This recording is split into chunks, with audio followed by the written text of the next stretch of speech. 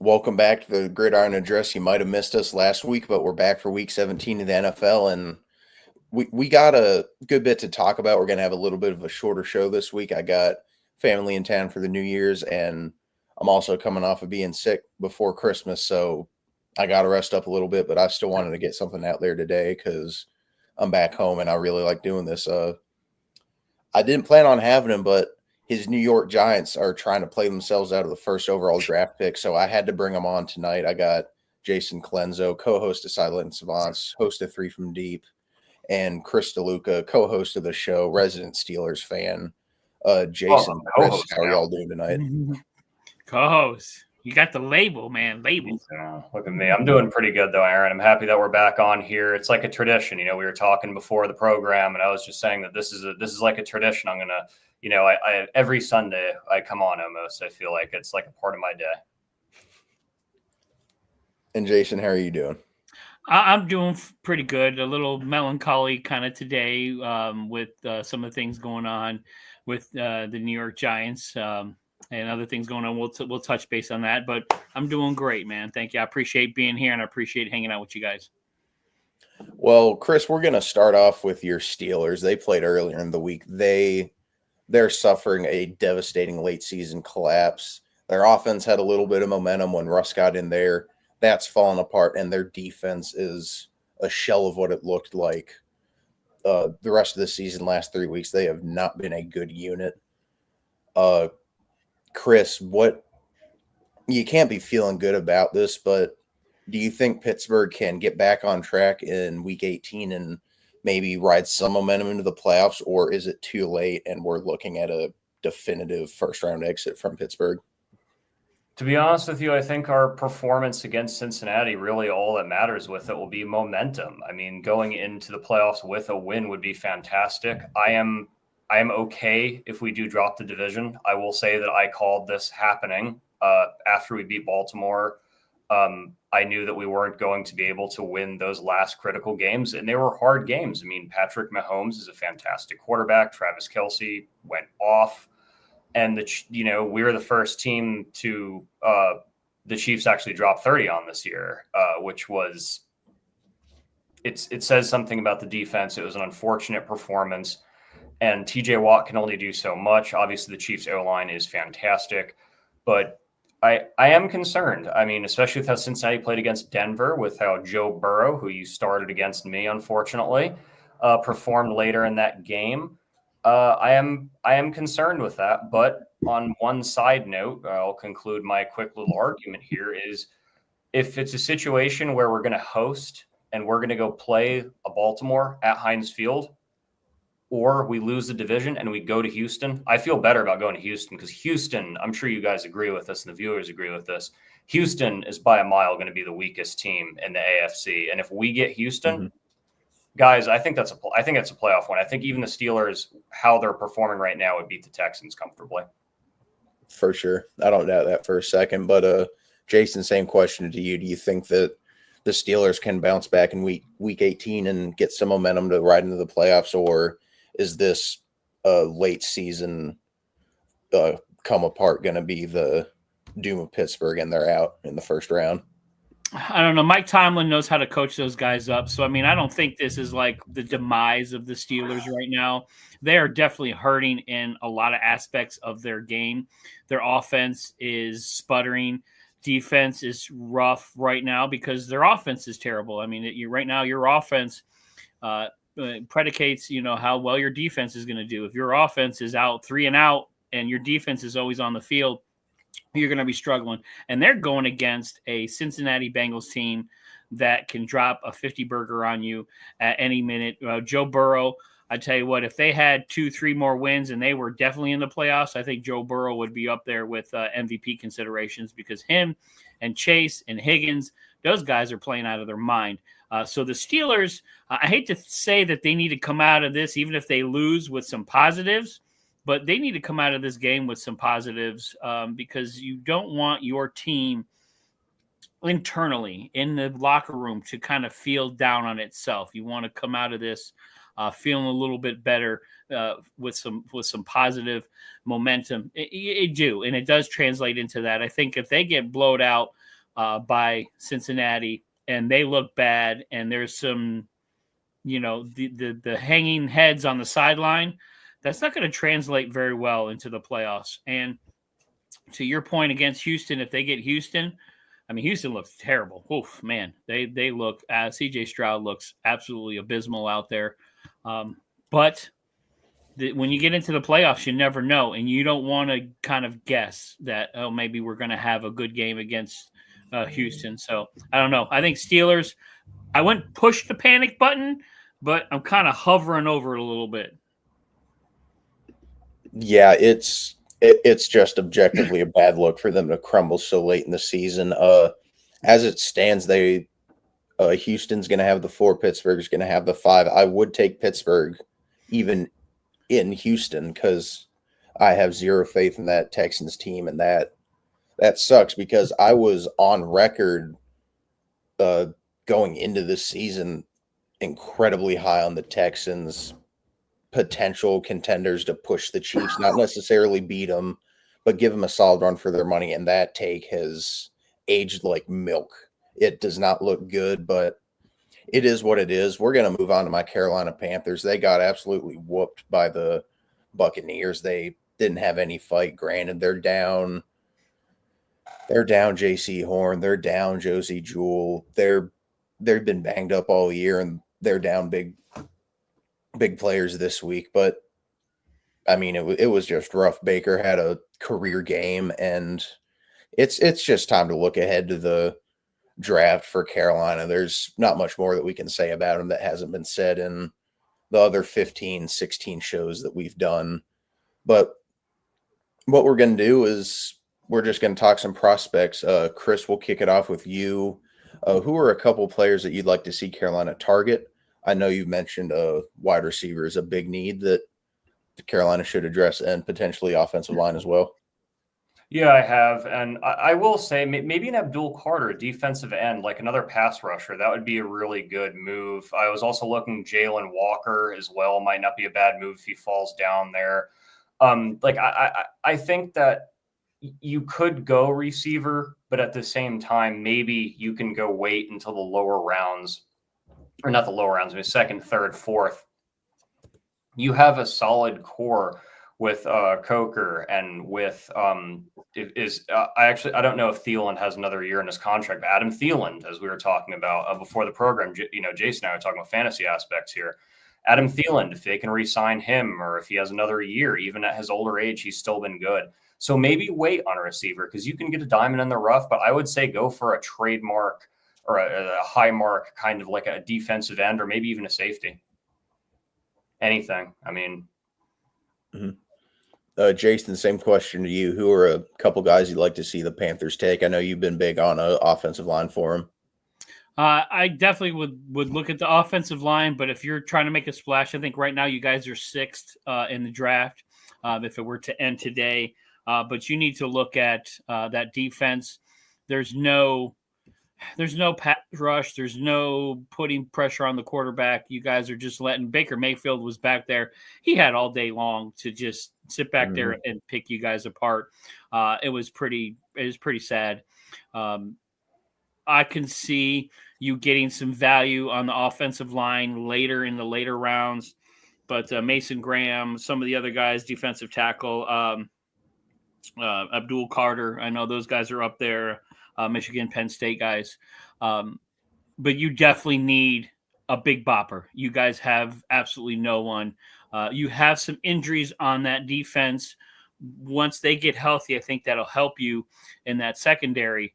But right now, you don't have that guy that strikes fear on the offensive line of the other team. So you definitely need to work on that offensive line, give Bryce Young some help. But I think you can find that value deeper in the rounds. But right now, I'd get the best defensive player you can find out there and just put him out there and hope that he just starts wrecking havoc because you guys need to put some pressure on opposing quarterbacks. Yeah, I'm right there with you, Jason. I've been a big proponent of them taking Mason Graham for a couple months now. I think that would just be such a good pairing with Derek Brown when he comes back next season. I want to see that so bad, or an Abdul Carter, a little bit more of a raw prospect, but super, super athletic. Great game against SMU in the first round of the college football playoff. That's a guy who I would not complain if Carolina drafted. James Pierce Jr. out of Tennessee, that's another guy who I'd love to see. I'm pretty high on him, but to Chris's point about finding the wide receiver second, third round, I definitely agree with that. I think there's plenty of talent that we can get in those later rounds. Alec Iomanor out of Stanford. Part of me kind of hopes Emeka Egbuka out of Ohio State drops out of the first and Carolina can get him in the second. That's a guy I'm a big fan of, even as a Michigan Wolverines fan. You got to respect good players, and Emeka Egbuka is a very good player. But we're going to move on. We're going to touch on a couple other things that played out this week. Starting off, the Bengals still have a fighting chance to make the playoffs. Not a great chance. They still need a lot of help. They need help from the Jets and Chiefs, and the Chiefs are sitting their starters, so that is not looking good for the Bengals' playoff hopes. But Chris, how likely do you think it is that the Bengals are able to sneak in, and would you rather see them get that 7th seed in the AFC over a team like Denver? I mean, there is a chance. They need a lot to go right for them. Cincinnati, I kind of wrote them off at the beginning of the year, just like a lot of people did. I mean, I was writing them off as being probably the second to last team, but this is what makes the AFC North magical. And even though, for example, even though it wasn't a Bengals game, like that Thursday night game where it was snowing, where we lost to Cleveland in that snow, it's a magic. It's whimsical, and it's always competitive. I would love to see Cincinnati in there, even though how much I hate them as a Steelers fan. I would obviously prefer Denver, just objectively, because I'd rather see Bo Nix get a chance to go in there. But I think Cincinnati would put up more of a fight against a number 2 seed. If they have, Cincinnati, if they're the last wild card, they got to march into Buffalo, and that's not an easy place to play. But I think Joe Burrow would put up more of a fight than Bo Nix if they had to march in to Orchard Park. I definitely agree with you there. Shannon Smith, co-host of Quick Hits on Boom Broadcasting and watching. Shannon, appreciate you. Happy New Year to you. Yes, sir. Jason, same question to you. How likely do you think it is that since he sneaks in, and would you rather see them in over Denver Broncos? Well, right now, Bo Nix is playing with house money. He's had a phenomenal year. Whether they make the playoffs or not, I think the future is very bright for him. I'm pretty excited to see Denver moving forward on how he's going to play out. I think he's going to be a great quarterback. But the NFL wants eyes on the television, and they want Joe Burrow. Joe Burrow and Jamar Chase and T. Higgins, those guys are playing out of their mind. They love touchdowns. The NFL loves excitement. They love the big, big boom plays, and the Cincinnati Bengals have that. So I would think the NFL would want to see an offensive team as opposed to a defensive team. Now, I know the Chiefs are going to kind of rest some of their starters, but even the Chiefs' second string guys, don't sleep on them. I think Denver's going to have a rough time trying to win this game because there's a lot of pressure. So it's not just winning the game against a bunch of second strings. Oh, we can go out there and fluff our way through this. It's not going to be that easy. Denver is going to be playing against basically themselves. So they're going to be struggling. They need to win this game. And can Bo Nix, with that much pressure on him, go out and do that? That's going to be tough. But I'd love to see Cincinnati in there. Who wouldn't? Their offense is ridiculous. The biggest reason I don't want to see them in there is because their defense is atrocious. My cell phone can stop a more of a pass rush than that Cincinnati defense. So they are horrendous. Denver's defense is phenomenal. I'd love to see them making noise because they have kind of that mixture of good defense and a manageable offense that doesn't kind of turn the ball away. As long as Bo Nix doesn't turn the ball over, that team can make some noise in the playoffs because of their defense. But the NFL wants eyeballs on the television, and they want Joe Burrow to pull up in his Batmobile and win some games. So we'll see what happens, man. Next week's going to be a hell of a week.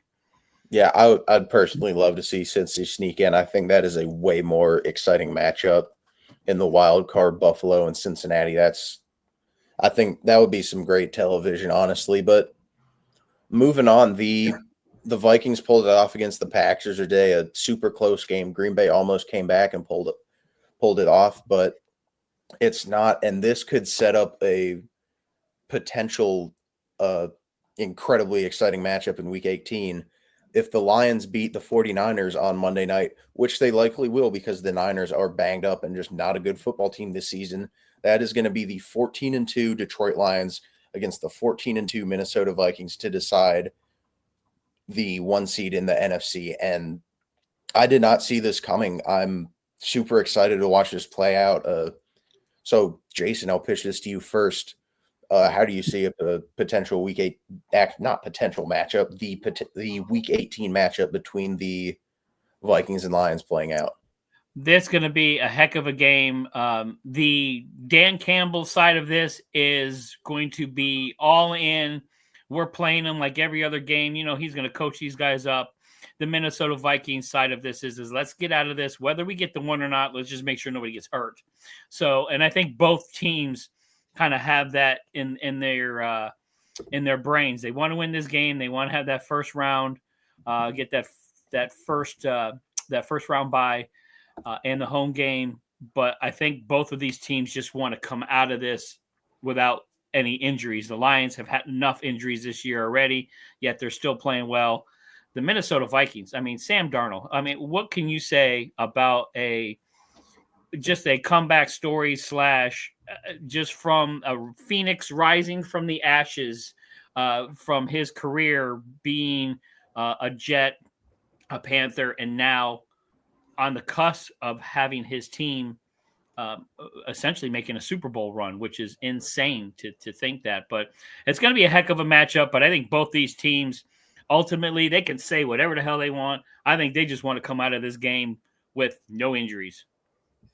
Mm-hmm. Chris, same question to you. How do you see the Week 18 matchup playing out? And do you think Detroit's going to beat the 49ers as well? I think Detroit will take care of the 49ers. I think the 49ers will put up a fight. They have a lot of pride to play for. This has been an embarrassing season for them, not to their fault. They're very banged up. Kyle Shanahan is going to want to try it. Hey, if you beat the potential number 1 seed on Monday Night Football in primetime, that's a consolation. I think their 49ers going to be really trying, but when it's coming to the game that we're talking about here, hey, it's in Ford Field. I think that both teams are going to be trying as hard as they physically can. That's a bye. That is important. That is a bye. That's an extra game that you have to play in that situation. I think that Dan Campbell is going to be trying to bite the kneecaps off. He's going to be doing everything they can. And despite the fact that they're missing so many people, David Montgomery, Khalif Raymond, Graham Glasnow, so many people, the Lions have dealt with it, but Dan Campbell can always adapt. He is the best coach in the NFL by a mile. And this is coming from a Steelers fan, by the way. Best coach in the NFL by a mile. He knows how to motivate a team. I think the Lions win out this year, and I think they get that bye.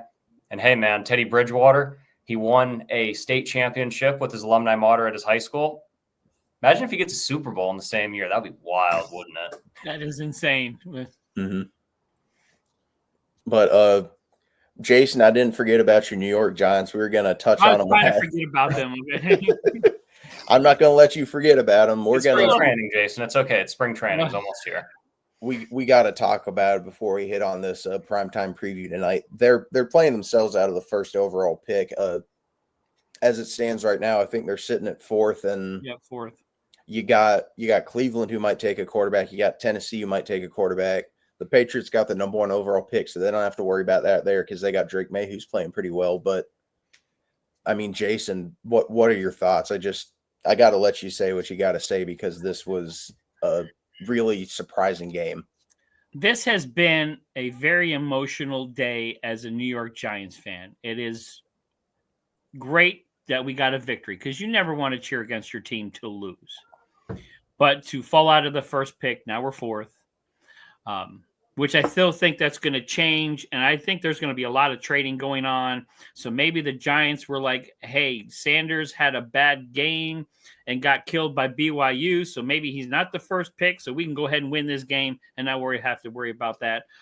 We also have to watch Daniel Jones be a part of the Minnesota Vikings, who now have a chance to be the 1 seed. And then top all that, you got to throw Saquon Barkley on there, hitting 2,000 yards, one of 8 players in NFL history to run over 2,000 yards. Didn't even need the extra game to do it. So phenomenal job to Saquon. That's a hell of a season for him. If it wasn't for Josh Allen and Lamar Jackson, I think Saquon should still be up there in the MVP. But it has been a very emotional day as a New York Giants fans to kind of navigate all of that. Malik Neighbors had a phenomenal game. You talk about the future. I hate that he's out there because I really don't want him to get hurt, but 171 yards and 2 touchdowns. He is a phenomenal player, and he looks like that with Drew Lock. So imagine if you get him an actual quarterback, what this kid's going to look like. So we're pretty excited about that. If Tracy can hold on to the football, we throw a couple extra pieces on the New York Giants, we're going to have a hell of a team. But that is always so hard. You know, as a football fan, you never want to root against your team, but you do want that first pick. You do want to be in that top 2 or 3 to make sure you control your own destiny. And right now at 4, that's going to be tough. I mean, I know there's some big prospects out there as far as QB. I'm not sure which way the Giants are leaning. I know Sanders was over there seen in New York throwing passes to Malik Neighbors, and everybody was cheering that up. But I don't know if that was even their thought at number 1, even if they get the number 1 pick. The Giants do some kind of screwy things. I know there's going to be a lot of teams trying to move up in this draft, so you're going to see some trading going on. You look at someone like the Pats who don't need a quarterback. I would not be surprised if somebody tries to move up, take that number 1 spot from them, and do some trading. So this is going to be an interesting offseason. Next week is going to be, once we know the actual draft order, that's when all the fun is going to begin. That's when all the prognosticators come out and go, oh, this guy's going number 1. This guy, who knows until the day of the draft. But as a Giants fan, it was a bittersweet day to see what I have saw all day long. So congrats to Saquon. Daniel Jones, congratulations for landing on the team that you landed on. And Giants, that's a great win, especially at home. We haven't seen a win at home for the New York Giants since, I don't even know if they saw one this year. It's been a long time. So This I think was the first home win for them. Yeah, first home win since last year. So as a Giants fan, that does feel good. But once you're done feeling good, you're like, oh, wait a minute. We just lost the first pick in the draft. So that's what I – Chris, your thoughts on the Giants functionally playing themselves out of the first overall pick? They still got a chance to end up with it. We don't know how Week 18 is going to play out, but I feel like this is less than ideal for the Giants' immediate future. I have to agree with Darius Slayton because I saw what he had to say after the game, and he said, "We don't give a blank about your damn tank," and I agree with that. Because let's take the organizational aspect out of this. Let's throw that argument out. Think about it being a player. You are on a bottom 3 team in the NFL. You may not be there next year. This may be your only shot in the NFL. Do you think you care about the number 1 pick? The number 1 pick could be the one replacing you. And I think that you play to win the game. That's why you play to win the game. And the Giants, hey, you knocked the team out of the playoffs today, Jason. You knocked a potential AFC wildcard team. Yeah, but it was Joe Flacco. I feel bad beating up an old guy. You know, you only beat up the old guys. you knocked a team out of the playoffs, and I think that as a season, when you look back at 2024, that's some solace that you ended a team season. Malik Neighbors absolutely went off. You saw that bright future. Drew Lock looked good. And yes, you may drop down to the 4th pick. You'll probably lose to Philly, even though they're benching all their players next week. But I still think that you play to win the game, and I think Darius Slayton said it best. We don't care about your tank. Yeah, I mean, that's spot on. I know I was really happy when Carolina beat the Cardinals because they eliminated them from the playoffs, and you love to see that. You always want to see your team play good and try to salvage a bad season. Like I've been at peace with Carolina losing for a while, but seeing them play well, win a couple games, make it tricky. I was hoping they'd beat Tampa and maybe ruin their playoff chances too as a division rival. They still got a chance to do it against Atlanta. I'm rooting for a win in Week 18. As always, I don't like any of the NFC South teams. The Saints are my least favorite, but Falcons are a close second. Tampa Bay, no real ill will towards them. I don't mind watching them. But speaking of the Atlanta Falcons, we're moving on to the Sunday night preview. We got Commanders Falcons. Michael Penix making his second career start. The Commanders are only favored by 3.5 points, though, which seems like that's a bit narrow of a spread in my opinion. I would have expected a 6.5, in all honesty, 7.5, something like touchdown plus. But I don't know. Maybe Vegas sees something that we don't. Maybe Atlanta can pull off an upset. But personally, the odds are significantly against them. But Chris, how do you see tonight's matchup playing out? I mean, the biggest thing is Washington needs to capitalize on that short game with Terry McLaurin in the slot. Brown is out, so that deep game is out. But the Falcons' pass rush is essentially the second worst in the NFL, despite the fact that they're contending for a playoff spot. I think Washington, if they stick to their bread and butter of quick out routes, quick slant routes, and not the most exciting always, but that still gets you points. That gets you in the red zone. And I think Washington pulls it off tonight. I think it will be close, though. I got to agree with Vegas, though, because I think Michael Penix is a fantastic quarterback. And Atlanta, they have a lot more to play for than Washington, because Washington's essentially all but locked this playoff spot up. They're not going to be in third place. They're guaranteed at least second. And I think that they're going to get that spot regardless. Jason, how do you think tonight's going to play out? Do you think Penix can pull off an upset in his second career start? It's going to be interesting. I think that Vegas was watching the game from last week on how Atlanta played against the New York Giants. I think the one game was their eye test to see how Atlanta was playing, and they played well. Now they're going against a lot better team.